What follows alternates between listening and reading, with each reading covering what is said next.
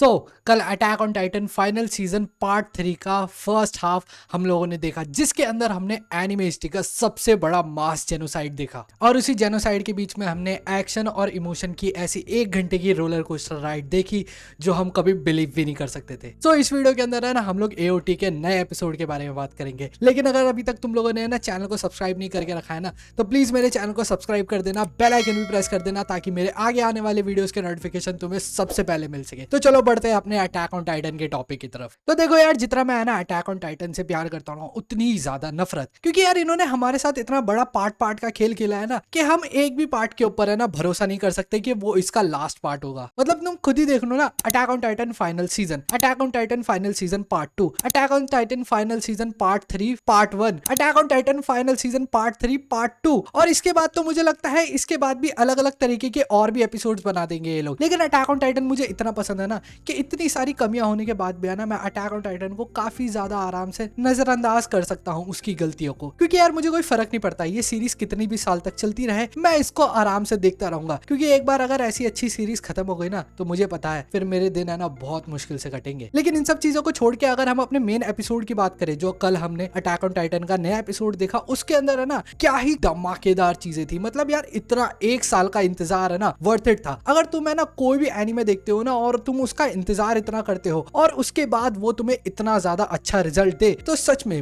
मन को है ना बहुत ज्यादा खुशी होती है। और वही खुशी हुई इस अटैक ऑन टाइटन के एपिसोड को देख के। मतलब जो भी चीजें मापा स्टूडियोज ने वादा किया था ना, वो मापा स्टूडियोज ने करके दिखाया। मापा स्टूडियोज ने बोला था कि उनको है ना थोड़ा सा टाइम चाहिए अटैक ऑन टाइटन के नए पार्ट के लिए, क्योंकि उनको है ना उसके अंदर अपना एनिमेशन इंप्रूव करना है। क्योंकि पिछले जितने भी पार्ट थे, सीजन 4 जब स्टार्ट हुआ था, उनकी स्टार्टिंग के अंदर एनिमेशन के मामले में मापा स्टूडियोज को बहुत सारे लोग सुना रहे थे। लेकिन इस एपिसोड के अंदर है ना मापा स्टूडियोज ने उन सब के मुंह पे ताला लगा के रख दिया। मापा स्टूडियोज ने ये दिखाया अगर हमें थोड़ा सा टाइम मिलेगा ना तो हम किसी भी एनिमे स्टूडियो से अच्छा एनिमेशन करके दिखा सकते हैं। और वो इस एपिसोड के अंदर साफ दिखाई दे रहा है कि उन्होंने कितनी मेहनत करी है इसके ऊपर। जो इसेयामा का आर्ट स्टाइल है और उनकी जितनी भी राइटिंग है वो दिखती है इसके अंदर। उन्होंने जितना ज्यादा वर्क किया है इसके ऊपर वो काफी ज्यादा वर्थ इट है। और मैं ना इस एपिसोड को है ना अभी तक 3 बार देख चुका हूँ। पहली बार मैंने तुम लोगों के साथ देखा यूट्यूब पे, दूसरी बार मैंने खुद के लिए देखा, अपने इमोशंस के लिए देखा और उनको बहने दिया आराम से कि जो भी हो रहा है मैं बस उसको देखूंगा, और तीसरी बार मैंने सिनेमैटिक एक्सपीरियंस के लिए देखा। अब इन तीनों ही बार में है ना मैंने काफी अलग अलग तरीके के एक्सपीरियंस देखे। पहली बार तो मैंने उसकी स्टोरी के ऊपर फोकस किया, दूसरी बार मैंने उसके इमोशंस और उनके कैरेक्टर के ऊपर फोकस किया, और तीसरी बार उनका साउंड इफेक्ट, उनके बैकग्राउंड म्यूजिक और उनका डायरेक्शन, इस चीज के ऊपर मैंने ज्यादा फोकस किया। और जहां तक इमोशंस की बात करें ना, इस एपिसोड के अंदर उन्होंने हमारे इमोशंस के साथ इतना खेला है। जब वो मास जेनोसाइड दिखाया, उसके अंदर बच्चे, बूढ़े, औरत, प्रेग्नेंट, कोई भी चीजें एरन देख नहीं रहा है। वो एक पूरा डेविल बन चुका है। उसका बस यही मकसद है कि वो अपनी आजादी पाए और दूसरों की आजादी उनसे छीन ले। क्योंकि जब से वो पैदा हुआ ना वो इसी तरीके का था। आसपास की वॉल्स को देख के उसे लगता था कि मैं आजाद नहीं हूँ, और उसने है ना ये स्टार्टिंग से ही सोच के रखा था कि एक दिन मैं इन वॉल्स को तोड़ के वो आजादी पाके रहूंगा। और वो उसने यार इस एपिसोड के अंदर दिखाया। मतलब तुम लोग यार खुद सोच के देखो, उसके अंदर इतनी ज्यादा हॉरिबल चीजें दिखाई गई है ना कि अगर तुम लोग उसको बिना सेंसर देख लोगे ना, ये वाला एपिसोड के अंदर कुछ कुछ चीजें सेंसर थी, लेकिन अगर तुम उसको बिना सेंसर के देख लोगे ना, जो चीजें टोटली मांगा के अंदर रेप्लिकेट अगर करके दिखाएं तो वो और भी ज्यादा हॉरिबल होंगे सीन। और कुछ मोमेंट इतने ज्यादा टची और हॉरिबल थे ना कि जब रैमजी और उसका भाई भाग रहे होते हैं, वहां पे उनके पैसे गिर जाते हैं और वॉल के टाइटन्स बढ़ते हुए आ रहे हैं, तब भी उसका भाई पैसे उठाने जाता है। खुद सोच के देखो यार, ऐसे टाइम पे कोई क्या ही कर सकता है। वो भागेगा भी तो ज्यादा दूर तक नहीं भाग पाएगा, और पैसे उसके लिए बहुत ज्यादा मायने रखते थे। और दूसरा सबसे बड़ा हार्ट ब्रेकिंग मोमेंट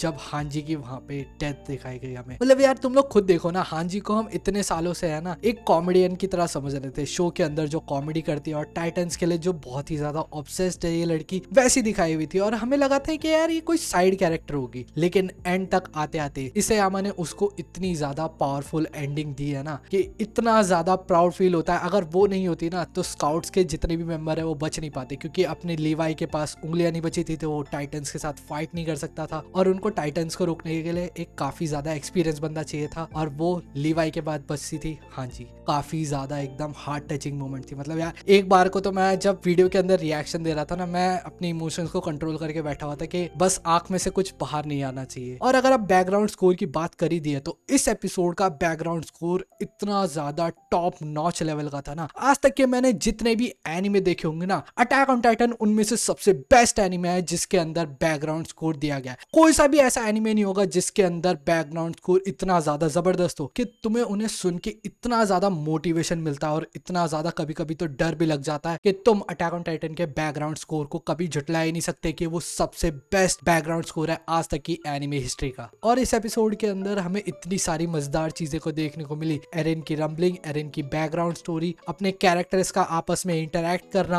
आर्मिन और एनी के वो जो स्वीट वाले थोड़े थोड़े मूवमेंट्स दिखाना, और जब मिकासा और एनी बात कर रही होती है उनके भी बीच के जो स्वीट थोड़े से मूवमेंट दिखाना जिसके वजह से थोड़ा सा हल्का रिलीफ मिले शो के अंदर, वो भी काफी ज्यादा अच्छी थी। और जहां तक इस एपिसोड के अंदर एरेन और स्काउट्स के बीच की जो इंटरेक्शन थी ना वो काफी ज्यादा अच्छी थी कि जब आर्मिन पूछता है कि एरेन सच में इतना बुरा है, अगर वो बुरा होता तो वो हमारी टाइटन्स पावर हमसे पहले ही छीन लेता, अगर एरेन करना चाहता हो तो वो पहले ही कर देता, लेकिन वो ऐसा नहीं चाहता क्योंकि वो ये चाहता है कि अपने पैराडाइज आइलैंड के लोगों को और अपने फ्रेंड्स को आजादी मिले, और वो उनकी आजादी है ना उनसे ये नहीं छीनना चाहता। वो बस ये चाहता है कि तुम लोग आजाद रहो और मैं इस पूरी दुनिया को मिटा दूं, जिससे आगे जाके उसके दोस्त और उसके घर के ऊपर कोई आंख उठा के ना देख सके। और वो जाते जाते ये भी कह देता है कि ये इंसानियत और मेरे बीच की लड़ाई है, और अगर तुम्हें इंसानियत को बचाना है ना तो मेरे को मारना पड़ेगा, और ऐसा नहीं है कि तुम मुझे रोकने आओगे तो मैं तुम्हें दोस्त समझ के छोड़ दूंगा, मैं अपनी पूरी जान लगा के लड़ूंगा और तुम्हें भी मेरे से लड़ना पड़ेगा अगर ये लड़ाई जीतनी है। और उसके बाद स्काउट्स की एंट्री एरेन के फाउंडिंग टाइटन के ऊपर, जहां पे सबसे